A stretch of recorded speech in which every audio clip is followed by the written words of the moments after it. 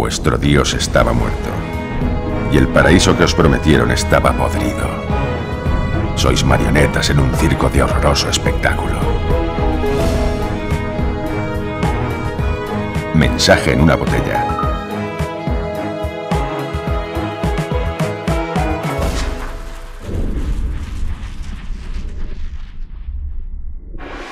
En manos de quien estamos, se ocupan los gobiernos y las grandes instituciones económicas internacionales de procurarnos la prosperidad y el progreso, o lo que ocurre es que todo el sistema está basado en un sistema de trampas e intereses creados. El libro del que hablaremos hoy denuncia que todo es una inmensa mentira, prácticamente una estafa. ¿Quién gobierna el mundo? ¿Cuál es el poder real de los políticos? ¿Hasta qué punto nuestra vida está condicionada por las organizaciones internacionales y las corporaciones privadas? ¿Cuál es el papel de los paraísos fiscales que dan abrigo al dinero del crimen y la corrupción?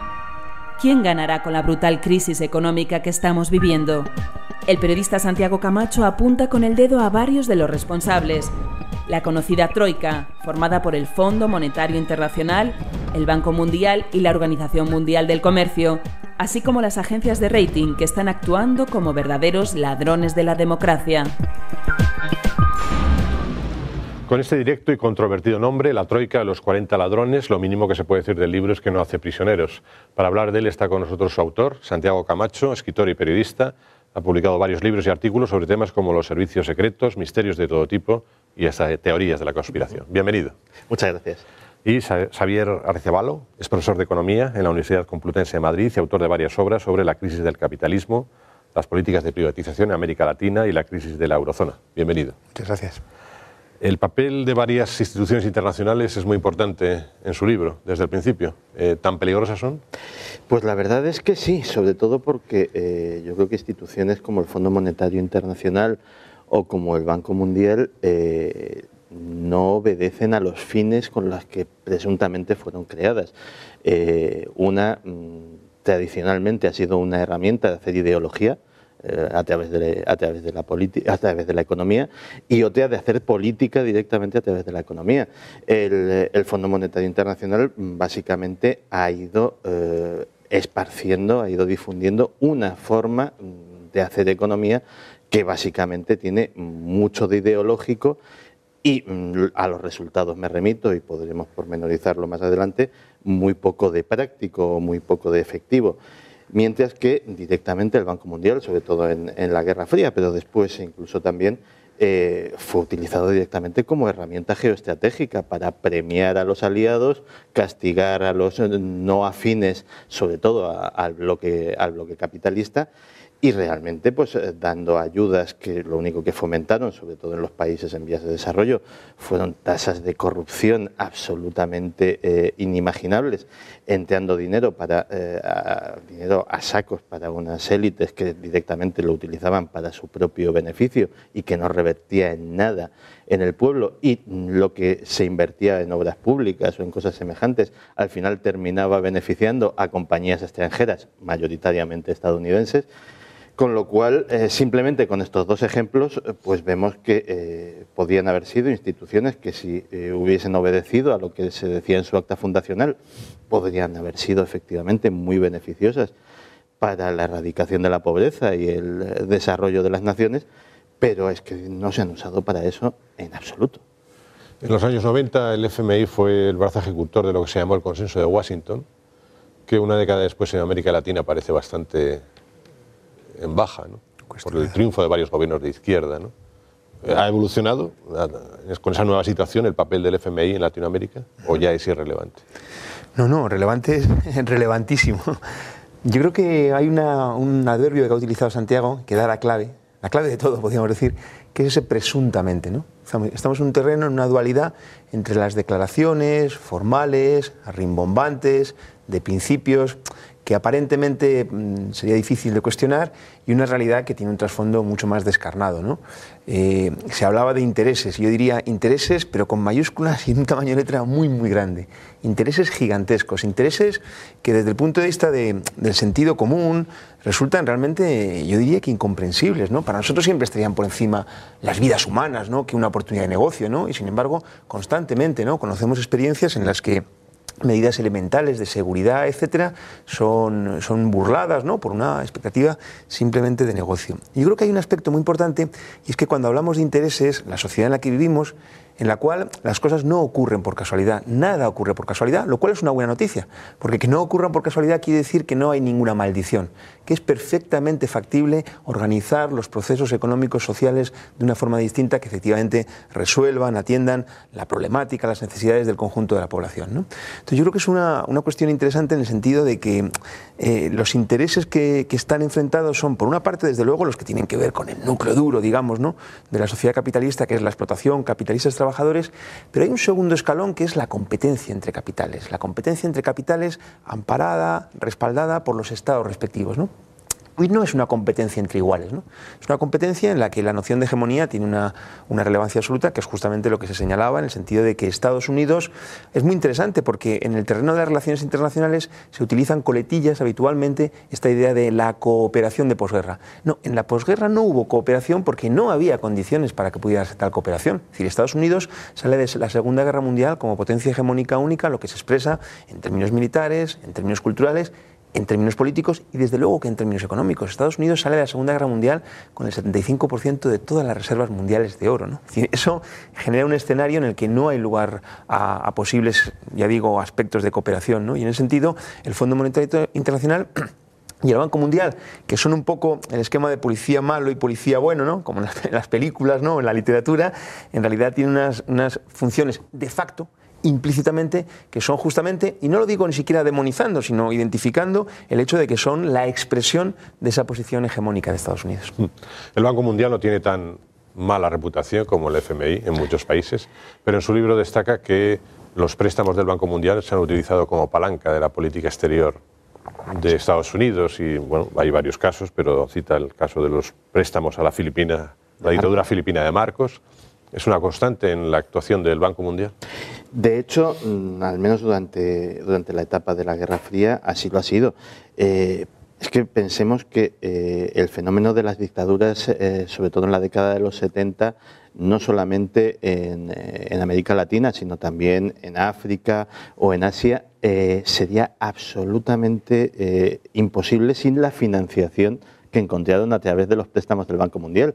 Préstamos que, si uno analiza los criterios con los que se dan, los países solicitantes, o mejor dicho, los gobiernos o regímenes solicitantes, no cumplían absolutamente ninguno de los criterios para convencer a esa institución de dar un dinero que tuviera la más mínima posibilidad de devolverse. Es más, o sea, los inspectores del banco hacían sistemáticamente la vista gorda sobre asuntos como la corrupción de los diferentes países. En muchos casos, esto siendo muy benévolo, cuando no la fomentaban, es decir, cuando no directamente se dedicaban en el país a repartir maletines para favorecer esos préstamos. Porque una de las cosas que más me ha asombrado en la investigación de este libro es algo que se aproximaba bastante más a mi ámbito normal de actuación, que es el de, pues, los servicios, como bien ha dicho, servicios de inteligencia, crimen organizado, etcétera, etcétera, que es el de unos personajes que los llaman los sicarios o los gánsteres económicos. Personajes con los que uno entiende muchísimo, porque descubre que cuando el Fondo Monetario Internacional o el Banco Mundial ofrecen ayuda a un país, muchas veces no lo hacen pensando que esa ayuda se va a devolver, sino esperando que no se devuelva. Esperando que no se devuelva, ¿para qué? Para decir, no pasa nada, no puedes devolver tu préstamo, no puedes reintegrarnos las ayudas, sin problema. Danos ayuda en tal votación de las Naciones Unidas, préstanos tropas para tal intervención en un país extranjero, danos acceso a tal o cual recurso natural que tienes. Digamos que es un funcionamiento en ese sentido muy similar al tradicional del crimen organizado de toda la vida, al de la mafia. Con lo cual, efectivamente, pues muchas veces las actuaciones del Banco Mundial y del Fondo Monetario Internacional también, pues han sido directamente, pues, muy discutibles en lo ético, ¿no? En la idea esta de préstamos, ¿cuántas veces corresponden a las necesidades del que pide dinero ¿Y cuántas a las necesidades del que lo concede? Bueno, hay una clave, y es que la lógica que está detrás es bastante sencilla de entender. El capital ha de moverse. Y en un contexto en el que, y vale para los 70s y vale para la actualidad, en un contexto en el que las posibilidades de inversión productiva rentable son muy limitadas, vinculado a la idea, a la situación de crisis, el capital sigue teniendo que moverse igual, ¿no? Entonces, efectivamente, se genera ese mecanismo de que se presta, en los años 70, en América Latina, una presión coercitiva sobre gobiernos, sectores privados, en el sentido de que se endeudaran. Y ahí comienza a operar ese mecanismo de la deuda, que es un mecanismo muy significativo, porque realmente muchas veces, por ejemplo, hoy, ¿no?, a mí me preguntan, ¿no?, ¿y la deuda se va a pagar finalmente o no? Y la respuesta es muy curiosa, porque la respuesta es sí y no a la vez. Formalmente nunca se acabará de pagar, y sin embargo se ha pagado ya unas cuantas veces, ¿no? Hay una frase de Galeano en relación a la utopía, dice que la utopía, cuanto más se acerca uno a ella, más se aleja la utopía. Para eso sirve la utopía, dice, para caminar. La deuda es justamente lo contrario, ¿no? Cuanto más deuda se paga, más deuda se sigue debiendo, y por tanto la deuda sirve para pagar, para imponer un mecanismo de transferencia que, precisamente relacionado con la primera pregunta que me planteabas, en América Latina, es verdad, ha habido experiencias que tienen que ver además con un caldo de cultivo explosivo, ¿no?, por el deterioro social que ha provocado. Ha habido experiencias, digo, de impugnación o de una relativa impugnación. Podríamos calificarlo como políticas que van a contracorriente, aunque es bastante fácil ir a contracorriente. Digamos que el margen que se deja es muy estrecho. Ojo, esas políticas a contracorriente, por ejemplo, motivan el intento de golpe de Estado en Venezuela por los intereses concentrados en torno, en particular, al petróleo, ¿no? No estamos hablando de cuestiones cualesquiera, me remito a lo que decía anteriormente en relación con los intereses, y en ese sentido, con la magnitud de los intereses. Y en ese sentido hay un aspecto muy importante, y es que, aunque sí podemos identificar muchos aspectos de mala gestión, de errores, de negligencia, hay que decir que las políticas no es que sean erróneas, es que las políticas obedecen a unos intereses que implican consecuencias muy desfavorables, y hay que añadir, y cada vez más para las inmensas mayorías. Cuando muere una dictadura y nace una democracia, una de las primeras cosas, uno de los primeros mensajes que recibe la democracia es: tienes que pagar las deudas, porque es tu Estado. Y todo el mundo acepta pagarlas. Y así nunca queda clara la idea de que debería ser malo hacer negocios con dictaduras. Claro, en América Latina, cuando estalla la crisis de la deuda, en agosto de 82, 2/3 partes de la deuda eran privadas. 3 años después, 2/3 partes ya son públicas. Es el mecanismo de socialización de las pérdidas y privatización de las ganancias, una vez más, ¿no? No es una cuestión cualquiera, es una cuestión decisiva, porque es un instrumento, la deuda, a través del cual el Fondo Monetario Internacional impone un mecanismo que él mismo denomina la cláusula de condicionalidad, que es que se renegocia a condición de aplicar determinada política económica, lo que impone de facto una tutela que acaba dejando en entredicho la propia noción de democracia, soberanía nacional, etcétera, lo cual estábamos acostumbrados a asociar sobre todo a las economías dependientes, subordinadas, África, América Latina, buena parte de Asia, pero que está ya en el corazón mismo de las primeras potencias y dentro de ello en Europa. En ese sentido, el título del libro de Santiago es muy elocuente, porque el término troika, como tantas veces, es un término que, más que definir, lo que busca, yo diría, es sobre todo camuflar, ¿no? No digo en el sentido del libro, sino en la formulación, ¿no? Muy interesante que nosotros hoy, en los medios de comunicación, hoy, literalmente hoy, tenemos constantemente esta expresión de la troika comunitaria, que en realidad por lo que se caracteriza es porque no es comunitaria, sino que es una troika, un triunvirato en el que está la Comisión Europea, el Banco Central Europeo y el Fondo Monetario Internacional, que no es comunitario, que es una institución tutelada por Estados Unidos, expresión de esa hegemonía de la que yo hablaba, y que está directamente tan en el corazón de Europa que lo tenemos con la misión del Fondo Monetario Internacional en Madrid, o en Atenas, o en Roma, pero también en París, de otra manera, pero también en Berlín, ¿no? Es de eso de lo que estamos hablando. Todos estos mecanismos crediticios apoyan a las dictaduras y luego suponen una carga para las nuevas democracias, las democracias jóvenes, ¿no? Sí. Y ese círculo es imposible salir de él. No, ese círculo es absolutamente imposible, sobre todo porque, claro, además muchos de estas, entre comillas, ayudas están sujetas a una serie de condicionalidades, a una serie de condiciones que lo hemos estado viendo incluso en los casos europeos, en los casos de Grecia, de Portugal, sin las cuales directamente el Fondo Monetario Internacional no presta, no da dinero. Esas condiciones es en las que se basa, digamos, el componente ideológico al que me refería antes, es decir, siempre van encaminadas ¿A qué? A una liberalización del sector público, a un levantamiento de aranceles, etcétera, etcétera. Con lo cual, muchas veces lo que estamos haciendo es intentar apagar incendios a base de gasolina. Pero es que si fuera solamente pues lo que es el Fondo Monetario Internacional o el Banco Mundial, pues hasta ahí podría ser una situación manejable. Hay una tercera organización de la que se habla muy poco y que para el desarrollo de los países en vías de desarrollo es absolutamente nefasta, que es la Organización Mundial del Comercio. La Organización Mundial del Comercio impone su ley de una forma absolutamente atroz sobre todo el planeta. Es una organización que no es democrática desde el punto de vista de que ellos mismos reconocen que en toda la historia de la organización jamás ha habido una votación.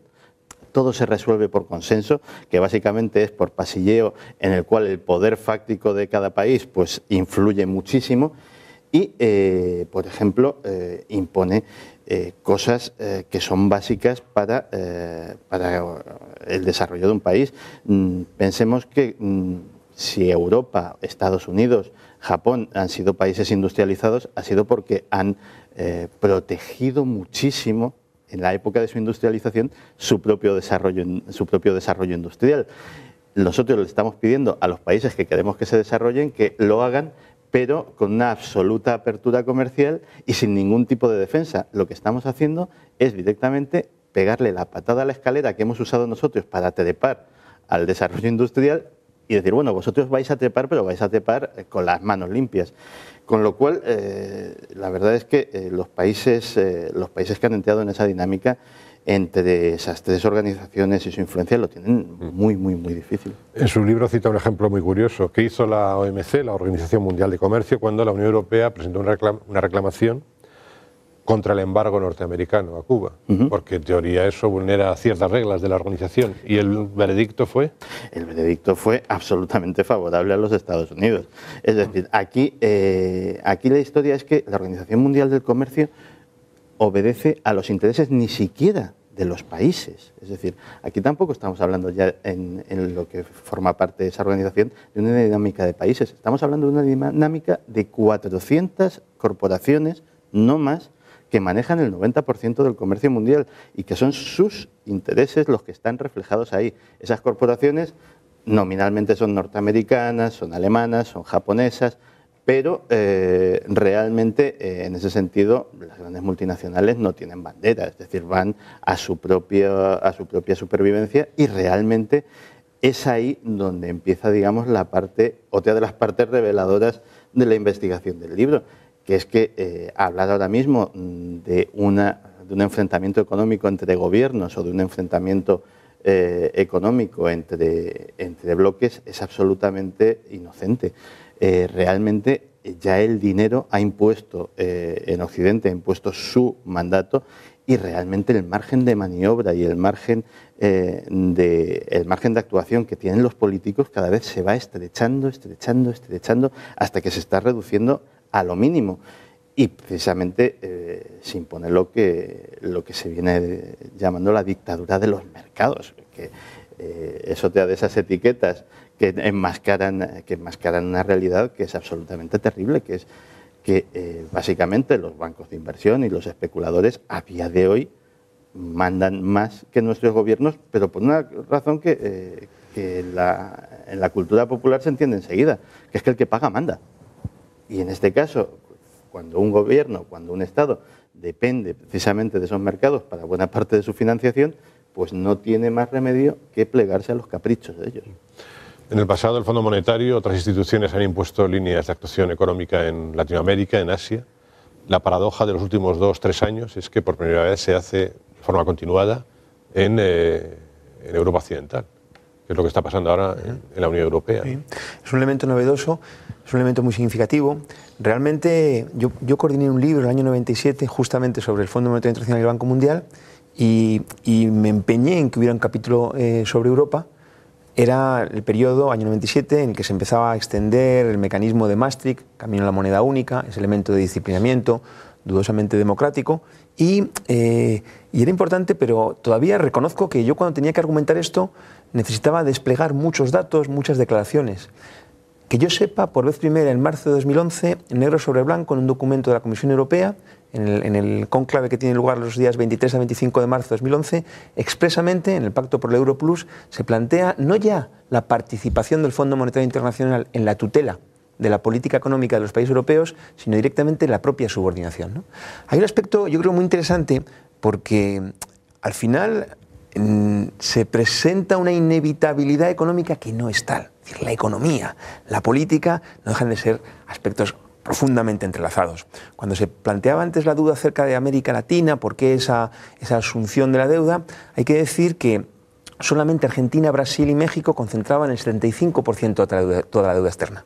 Si había la capacidad de sentarse y decir, aquí como mínimo ha habido una corresponsabilidad en quien ha gastado de una forma determinada, pero también en quien prestó, no dotándose de las mínimas garantías, ¿no? ¿Qué ocurre? Claro, si yo saco a la palestra los nombres de gobernantes como Menem en Argentina, impunado en un montón incluso de procesos judiciales, imputado en un montón de procesos judiciales, Collor de Mello, destituido por un proceso de corrupción en Brasil, Salinas de Gortari, huido de la justicia en México, estoy caracterizando qué tipo de expectativas se puede depositar en según qué dirigentes. Hubo una experiencia histórica muy interesante cuando se produce el estallido final del régimen stalinista en la Unión Soviética a principios de los años 90, cuando se produce la escisión, ¿no? la independencia de las repúblicas bálticas. Una de las primeras cosas que se planteó es justo lo que señalaba usted antes, ¿no? Que es, bueno, Estonia se va, pero ¿qué parte de la deuda externa de la Unión Soviética, de la vieja Unión Soviética, se lleva? Lo cual plantea, por una parte, una carga económica, pero también un elemento de disciplinamiento. Es decir, Estonia ya está metida en el orden, digámoslo así de manera rimbombante, en el orden imperialista, cuyas costuras, sin embargo, contradictoriamente, cada vez empiezan a estallar por más partes.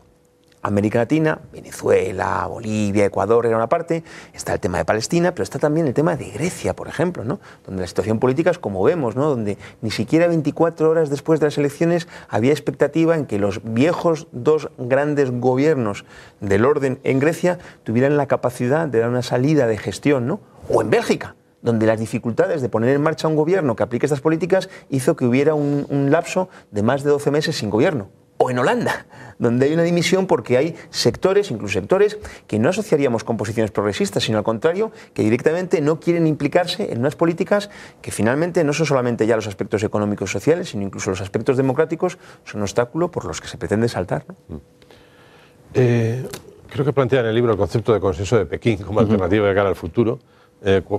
¿Cuál es la idea? Porque abandonar un imperio para ponerse en manos de otro no parece una buena solución. Es que no lo es. El problema de la situación actual es que todo el mundo es absolutamente consciente de la dimensión del lío, de la dimensión del problema en sí, pero nadie tiene una solución.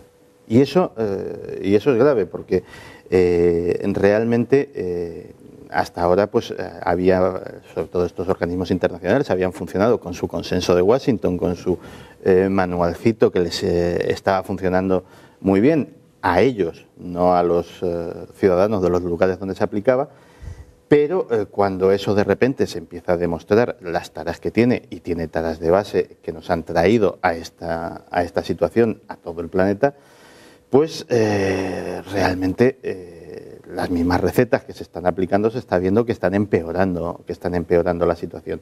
Entonces, efectivamente, entre algunos economistas pues se ha puesto de moda esto del consenso de Pekín, pero es que el sistema chino también tiene sus complicaciones.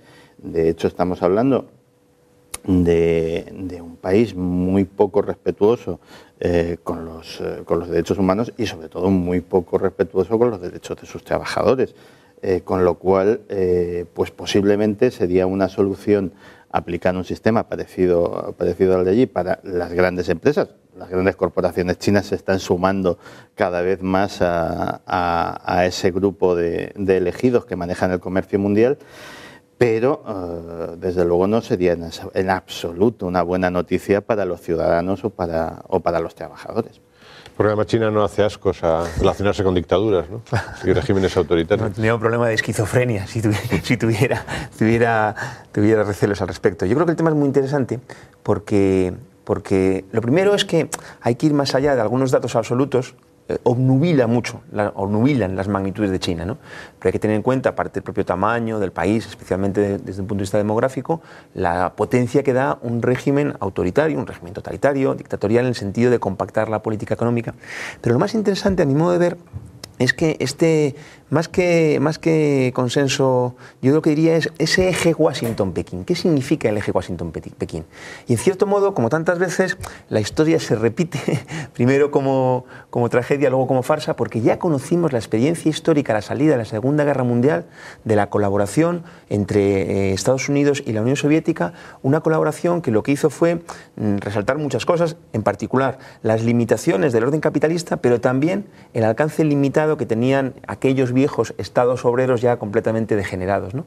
Muy interesante porque la situación de China es fascinante si no fuera por el drama que hay detrás, ¿no? En el sentido de que prácticamente podríamos decir que el único elemento de estabilidad en la economía mundial es el que resulta de que China, regida por un partido que se sigue llamando comunista, lo cual es una paradoja tremenda, impone un mecanismo de sobreexplotación a su población de tal magnitud que es competitiva. Gracias a ser competitiva, atesora divisas que presta, en particular a Estados Unidos, aportando, como digo, ese elemento de relativa estabilidad. Pero una estabilidad que es muy vulnerable. No hay, desde mi punto de vista, esta idea que se presenta a veces de un repuesto a la hegemonía estadounidense en China, porque la economía china es una economía tremendamente dependiente, una economía tremendamente atrasada, que solo sobre la base de esas particularidades que esbozaba brevemente se puede entender su competitividad, pero siempre digo desde una perspectiva subordinada, ¿no? En realidad yo creo que la discusión finalmente en lo que se plantea es en cuanto a la necesidad de abordar aspectos de trasfondo que tienen que ver con que la caracterización del momento en el que estamos, yo creo que difícilmente se puede definir de una manera más clarificadora que con la noción de huir hacia adelante, ¿no? Y huir hacia adelante es huir al sitio desde el que te atacan, te disparan, por seguir con la imagen gráfica. Y por último, un elemento de estafa, el de los paraísos fiscales, que según los gobiernos europeos se iba a solucionar a través de las cumbres del G20. ¿Qué ha ocurrido con eso? Pues realmente ha ocurrido que de momento no tiene vías de solución. Pensemos una cosa, en nuestro país, por poner el ejemplo que más cerca tenemos, es que la inmensa mayoría, cuando digo la inmensa, pues a lo mejor 4 o 5 se salvan, de las empresas del IBEX 35 tienen sedes en paraísos fiscales a través de las cuales evaden miles de millones al fisco. Es más, o sea, cuando estamos hablando de los déficits presupuestarios que hay en España, en Grecia, en Portugal, en muchos de los países que ahora mismo, en Irlanda, en los países que estamos pasando dificultades, e incluso en los que no, si todas las grandes empresas tributasen lo que deben, ese déficit se vería reducido en una magnitud enorme. El problema es que mediante mecanismos, ojo, completamente legales, y es ahí donde posiblemente habría que incidir, y es en cambiar la legislación, mediante esos mecanismos legales, esas empresas, no solo las del IBEX 35, sino las del Dow Jones y las de prácticamente todos los países, se dedican a sustraerle dinero por herramientas que se describen algunas en el libro y que son dignas de una película de timadores, pero que, insisto, la inmensa mayoría de ellas son perfectamente legales sobre el papel, a sustraer a la sociedad parte de su obligación para con ella, con lo cual es un problema que desde el punto de vista político es urgente resolver, pero evidentemente desde el punto de vista del tejido empresarial y de las grandes empresas no le conviene a nadie. Lo malo de todo esto es que si nos han engañado una vez, nos engañarán una segunda o una tercera, aunque por primera vez se puede decir que los países occidentales reciben una medicina que antes probaban otros países del mundo. Santiago Camacho, gracias por venir a Epílogo. Muchas gracias. Xavier Arrizabalo, muchas gracias. Muchas gracias. Nosotros volvemos la semana que viene con nuevos libros y nuevos debates.